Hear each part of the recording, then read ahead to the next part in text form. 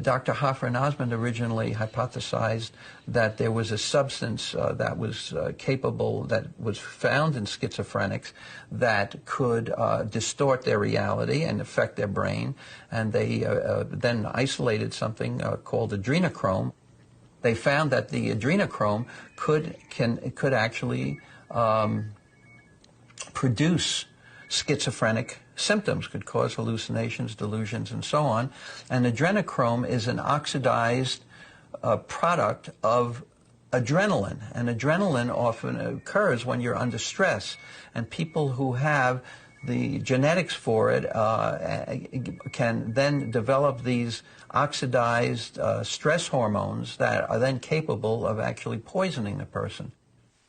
If you had the right genes, if you had the right genetic structure, and now there's evidence for that, which would allow the conversion of too much adrenaline to adrenochrome, which was a hallucinogen in the brain, that if this happened, that this would act on the brain as if they had taken LSD, and they would then become psychotic. With adrenochrome, your legs seem a very long way down.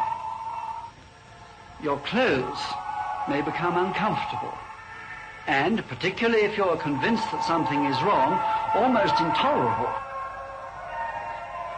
Small distortions can be even more frightening than large ones, because you can't be sure that they are distortions. And as tension mounts, so does one's uncertainty. Ours is a simple, comprehensive hypothesis that wasn't based upon chance. We actually derived our hypotheses from very careful observation that had been made by Humphrey Osmond and John Smithies and myself. That was our hypothesis. Ours is the only rational hypothesis there is.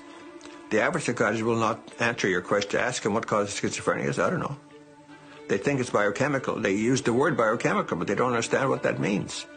Because when you load someone up with a toxic drug, you're not giving him a biochemical treatment. You're merely poisoning him. And it's easy enough to poison people, and that's no problem. So there are no theories that are acceptable except ours.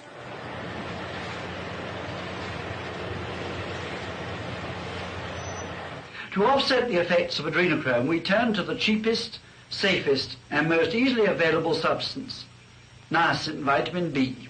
We now, by that time, knew that niacin might protect the cell against the effect of adrenochrome.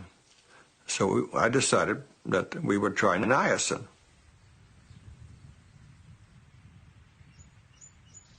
It's 37 years since I was ill. I have recovered completely. I always think of my recovery as taking place in about 3 weeks, or 19 days to be exact.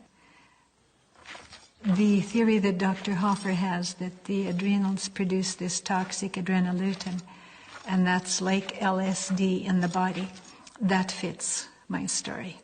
And I think my own part in it was overdosing on sugar. I loved my sweets. I wasn't aware, I didn't really know that sugar can affect my mind.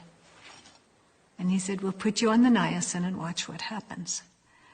And I didn't have any expectations, but something happened. I make recommendations for vitamins or supplements, always in terms of cleansing and building. And I make recommendations for diet.